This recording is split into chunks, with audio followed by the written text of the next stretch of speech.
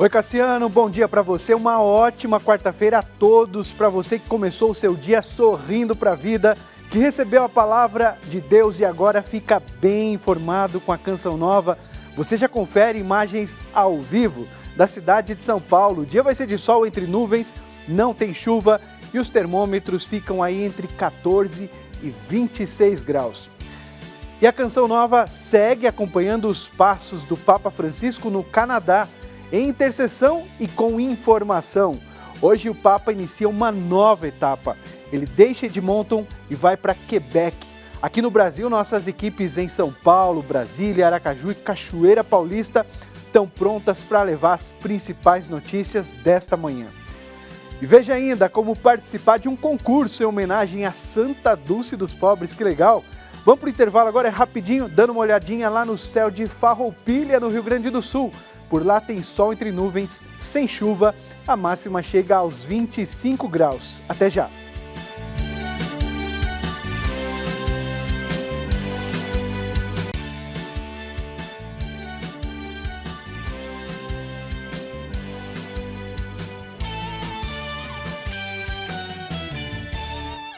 Isso aí, estamos chegando ao vivo da cidade de São Paulo, agora 9 horas e 36 minutos. 27 de julho, hoje é o quarto dia do Papa Francisco no Canadá. Essa que é a 37ª viagem apostólica internacional dele. Veja um resumo da visita que o Papa fez ontem a 2 locais do Canadá. As informações com nossa correspondente em Roma, Danúbia Gleiser. Bom dia, Rodrigo, e a todos que nos acompanham. Vamos às notícias dessa 37ª viagem apostólica do Papa Francisco, que na manhã de ontem visitou o estádio de Commonwealth em Edmonton. Depois de dar algumas voltas com o Papa Móvel entre os fiéis, às 10 horas e 15 minutos no Canadá, presidiu a missa. Em sua homilia, o pontífice falou sobre o Dia dos Avós e pediu a intercessão dos avós de Jesus, dizendo que Joaquim e Ana intercedam por nós, que eles nos ajudem a preservar a história que nos gerou e a construir uma história generativa, que nos recordem a importância espiritual de honrarmos os nossos avós e os nossos anciãos para valorizar a sua presença na construção de um futuro melhor. Um futuro onde os idosos não são descartados, porque já não são funcionalmente necessários. E na tarde de ontem, às 5 horas no Canadá, o pontífice participou da peregrinação no Lago de Santana e presidiu a liturgia da palavra. O Papa foi recebido pelo pároco encarregado das peregrinações e por alguns fiéis.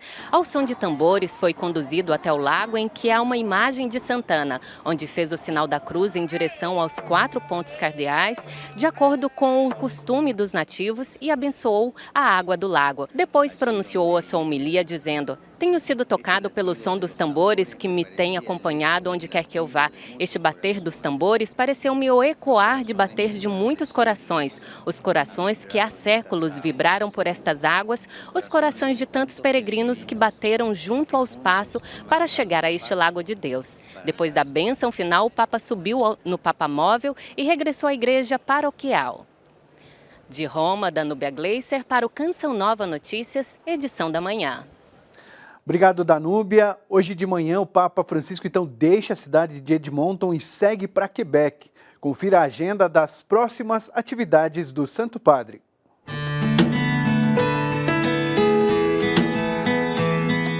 Francisco chega ao Aeroporto Internacional de Quebec às 4 da tarde e participa da cerimônia de boas-vindas com as autoridades locais. Em seguida, se encontra com representantes das populações indígenas e com o corpo diplomático. Na quinta, o dia começa com uma missa no Santuário Nacional de Sainte-Anne, em Beaupré, às 11 da manhã. À tarde, participa das vésperas com bispos, padres consagrados e agentes de pastoral na Catedral de Notre-Dame, em Quebec. Na sexta-feira, Francisco se encontra com jesuítas no Arcebispado de Quebec. Logo depois, 15 para meio-dia, tem um encontro com a delegação de indígenas com transmissão pela TV Canção Nova. Após esse último compromisso em Quebec, segue para Aqualit, uma ilha do Bafim. No final da tarde, o Papa se reúne com alunos das 6 escolas residenciais e depois participa do encontro com jovens e idosos na praça da Escola de Ensino Fundamental.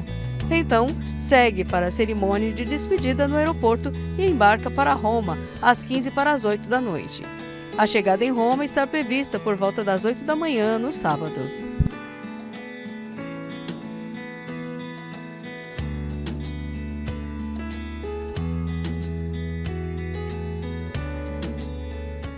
Isso aí, aqui na Canção Nova, você fica mais perto do Papa. A seguir, uma feira internacional com as novidades para postos de combustíveis e ainda o espetáculo dos filhotes de tartaruga em direção ao mar. A gente volta em 2 minutos. Veja aí como está o tempo lá em Belo Horizonte. Por lá tem sol com algumas nuvens, mas não chove. Na capital mineira, os termômetros ficam entre 11 e 26 graus.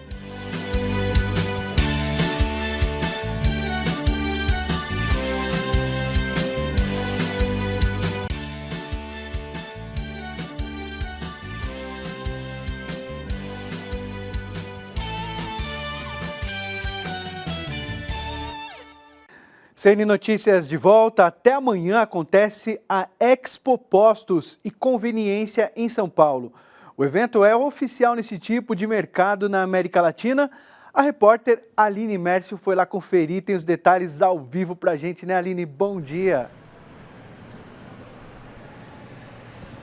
Bom dia, Rodrigo, e a todos que acompanham a Canção Nova Notícias. Isso mesmo, Rodrigo, eu estou aqui na Expo Postos e Conveniência e para entender um pouquinho mais sobre a importância dessa feira para o setor de combustíveis, a gente vai conversar com a Gisele Valdevez, curadora do Fórum Internacional da Expo Postos, que vai acontecer por aqui também. Bom dia, Gisele. Bom dia. Qual a importância dessa feira para o setor? A Expo Postos e Conveniência é a maior feira para o setor de postos e serviços e lojas de conveniência da América Latina. E esse ano ela está completando 20 anos, né? A expectativa é muito boa, a expectativa de mais de 23 mil visitantes. A feira está maior, 15% maior desde a última edição, com mais de 200 expositores, né? E os visitantes são as pessoas que atuam no setor, né? Esse setor que é tão importante. E além da feira, né, a feira acontece na parte da tarde, né, da 1 às 21 horas, e na parte da manhã está tendo fórum internacional com várias palestras, com temas que são de interesse das pessoas que atuam nesse segmento. Muito legal. E a Gisele também estava me contando que não é só combustíveis, viu, Rodrigo? Tem também sobre conveniência, né? É, muito importante hoje, né? A conveniência está cada vez mais relevante para o consumidor brasileiro, né? Então, a feira também, ela tem expositores da área de conveniência, a mobilidade voltou, as pessoas estão visitando as lojas de conveniência no seu dia a dia, né? Tão importantes para atender às necessidades do consumidor. E está todo mundo com uma expectativa muito positiva para essa feira, as pessoas com vontade de se encontrar novamente, né? E isso tudo nos traz uma expectativa de resultados muito positivos. Muito obrigada, Gisele. Boa feira. Obrigada. A feira já tem aí 20 anos, né? Bem tradicional no setor e fica aqui na São Paulo Expo, que fica na Rodovia dos Imigrantes em São Paulo. Quem quiser vir, né? Principalmente os funcionários aí do setor, os profissionais do setor, pode vir, a entrada é gratuita e também tem algumas palestras ao longo do dia que também são com entrada franca. Voltamos aos estúdios. Obrigado, Aline, pelas informações, um bom trabalho aí. A Aline traz mais detalhes no Jornal da Noite hoje. A gente fala agora de notícias internacionais porque as negociações sobre o fornecimento de gás para a Europa estão entre os destaques internacionais desta quarta-feira. O jornal italiano Avvenire dá destaque ao Acordo Europeu de Gás. Ministros da União Europeia responsáveis pela energia apresentaram um acordo para atender diversas necessidades. A negociação ocorre à medida que os sinais negativos da Rússia se intensificam, após o anúncio da Gazprom há 2 dias de uma redução na capacidade de seu gasoduto para 20%. Veja agora outras manchetes estrangeiras. Departamento de Justiça investiga as ações de Trump como parte das apurações criminais de 6 de janeiro. Esse é o destaque do Washington Post. Os promotores estão examinando as ações de Donald Trump e as conversas com advogados e outros partidários que levaram ao ataque ao Capitólio. Conversas do ex-presidente e registros telefônicos de seus principais assessores estão sendo examinados.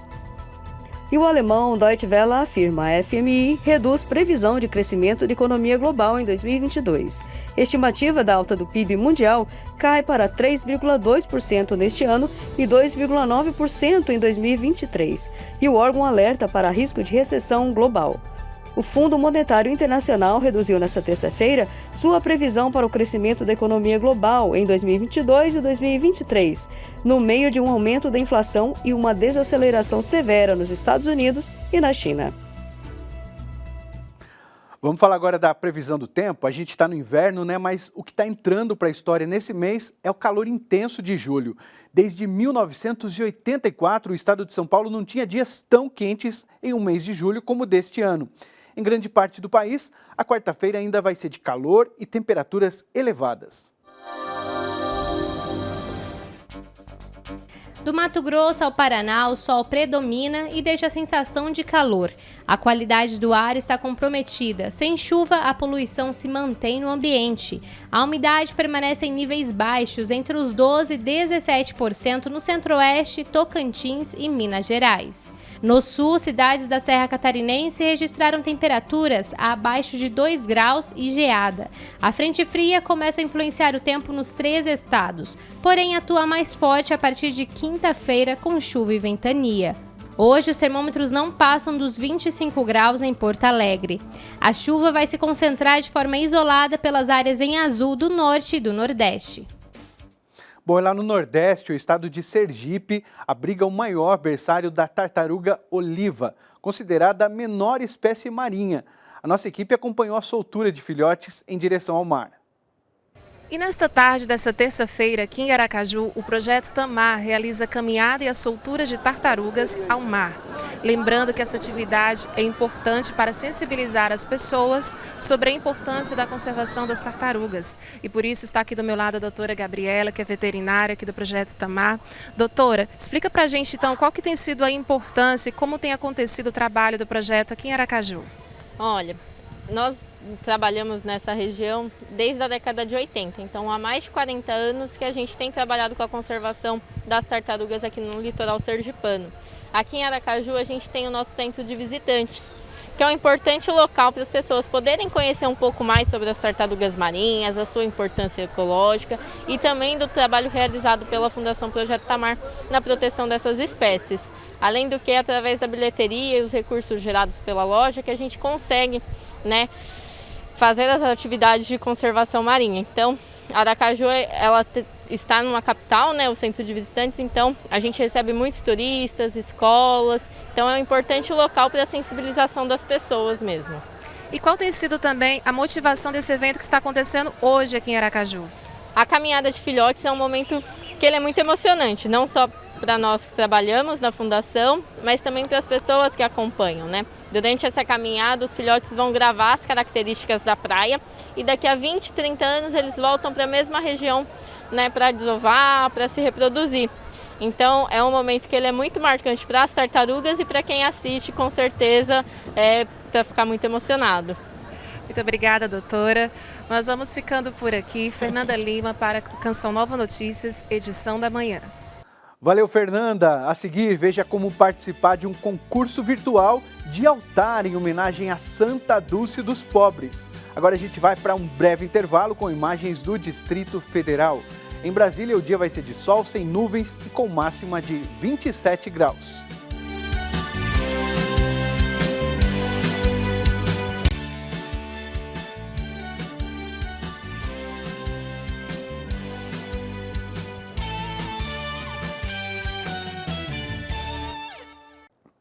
Está chegando as eleições e o Tribunal Superior Eleitoral divulgou os dados dos eleitores aptos, mas que não têm obrigação de ir às urnas em outubro. São quase 21 milhões de brasileiros que podem fazer a diferença para o futuro do país.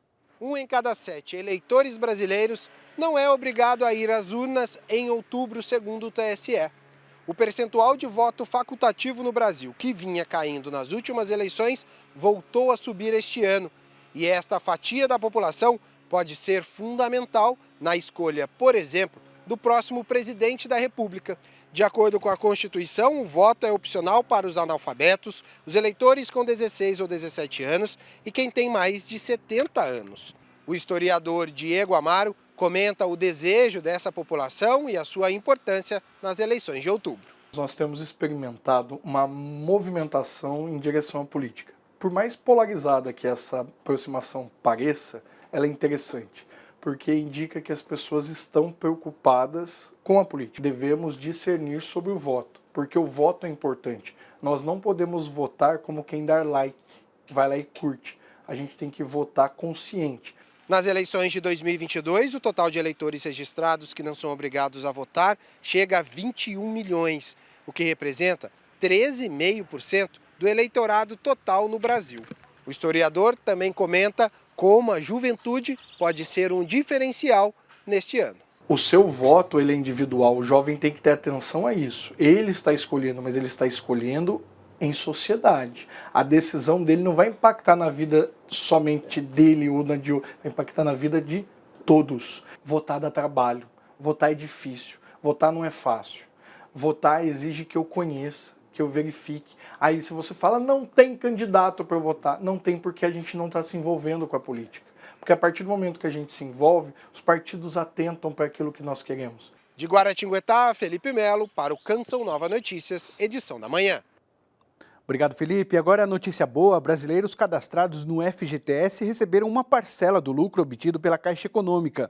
O saldo pode ser consultado pelo aplicativo do programa no celular. De Brasília, o repórter Francisco Coelho tem os detalhes deste e de outros assuntos. Bom dia, Rodrigo, e a todos que acompanham o Canção Nova Notícias, edição da manhã.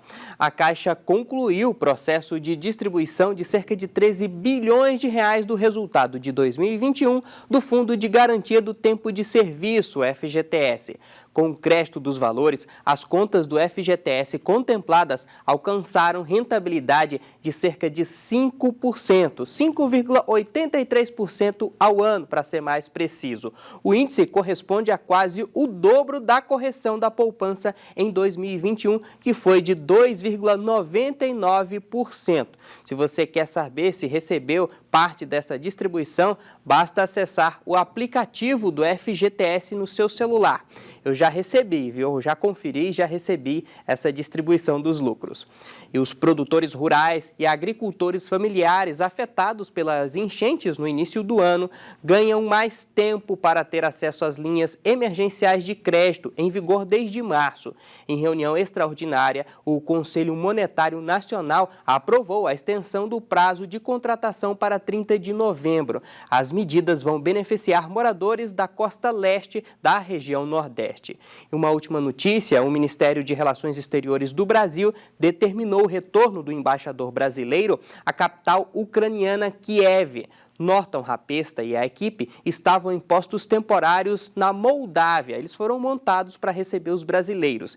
Eles deixaram a capital por questões de segurança há cerca de 5 meses e agora estão retornando. Durante esse tempo, Itamaraty informou ter retirado cerca de 250 brasileiros da região de conflito. Eu volto com você nos estúdios na capital paulista. Obrigado, Francisco. Criado há 60 anos, o 13º salário traz um alívio financeiro para quem recebe e movimenta a economia do país, principalmente o setor do comércio. Os detalhes com o repórter Sidney Fernandes. O 13º salário foi criado em julho de 1962. Foi na base do grito e de muita pressão popular. Antes, os empresários pagavam uma gratificação natalina, só que este benefício não contemplava todos os trabalhadores. Com a criação de uma lei, aí sim, mais empregados passaram a ser beneficiados, incluindo trabalhadores do meio rural. 60 anos após a criação do 13º salário, o benefício continua impactando positivamente não só o bolso de quem recebe, mas a economia de um modo geral. Sobre esse assunto, nós conversamos com um pesquisador da área sindical e também um advogado especialista em relações do trabalho. Vamos ouvir. O 13º, ele, por incrível que pareça, à ocasião, ele sofreu, digamos, uma pressão muito contrária, principalmente por força à época dos empresários, pois os empresários acreditavam, logicamente, que isso fosse onerar muito, trazer muitos ônus para eles e tudo mais, mas até de forma surpreendente, Da primeira vez que ele veio a ser pago, né, nas primeiras vezes ali do seu pagamento, ele aqueceu o comércio, ele aqueceu a economia, justamente por força do poderio que você estava dando ali à classe trabalhadora e essa possibilidade de compra que ela teve, principalmente nesse período, né? Ele é importante para todos que recebem e também para a economia, né? Para os setores, sobretudo o setor do comércio. Porque, diga-se de passagem, há toda uma expectativa, tanto de quem recebe, como também dos empresários do setor, principalmente do setor comercial, naquele período ali de novembro e dezembro, onde você tem grande parte da entrada desses recursos do 13º na economia. O terceiro concurso virtual Altar de Santa Dulce dos Pobres está com as inscrições abertas até 8 de agosto. Carla Silva, do Memorial Irmã Dulce, traz mais informações sobre como participar. O Memorial Irmã Dulce está promovendo mais uma vez esse ano o concurso virtual Altar de Santa Dulce dos Pobres, pelo terceiro ano. O tema desse ano é o mesmo tema da festa de Santa Dulce, agora em agosto, A Mulher que Muito Amou. Então você vai fazer seu altar em casa, usando criatividade, originalidade e também sustentabilidade. Vai escolher uma imagem de Santa Dulce e essa imagem tem que estar em destaque, certo? E se inscreve no concurso. As inscrições para o concurso vão até dia 8 de agosto. Então você vai montar o seu altar, fazer 2 fotos com boa qualidade, de boa resolução e enviar para o WhatsApp do Memorial Irmã Dulce. Você vai enviar para o número 71, código de área 999736717. O resultado do concurso vai ser dia 21 de agosto, na missa, das 8h30, na missa aqui no Santuário de Santa Dulce, onde o reitor, no final da missa, vai dar o resultado, o ganhador do concurso. Todas as informações também vocês podem obter nas nossas redes sociais, Memorial Irmã Dulce, Santuário de Santa Dulce, também Obras Irmã Dulce. Se inscrevam e participem. Que legal, gente. Quero ver a criatividade, todo mundo caprichando no altar da Santa Dulce dos Pobres. O Canção Nova Notícias fica por aqui, mas seguimos acompanhando a viagem do Papa Francisco ao Canadá. Logo mais, à 13h, a gente tem um encontro marcado aqui ao programa Mais Perto do Papa, ao vivo de São Paulo. Eu espero por você. Siga na companhia da Canção Nova. Encerramos esta edição com imagens de João Pessoa, na Paraíba. Fique com Deus, até mais.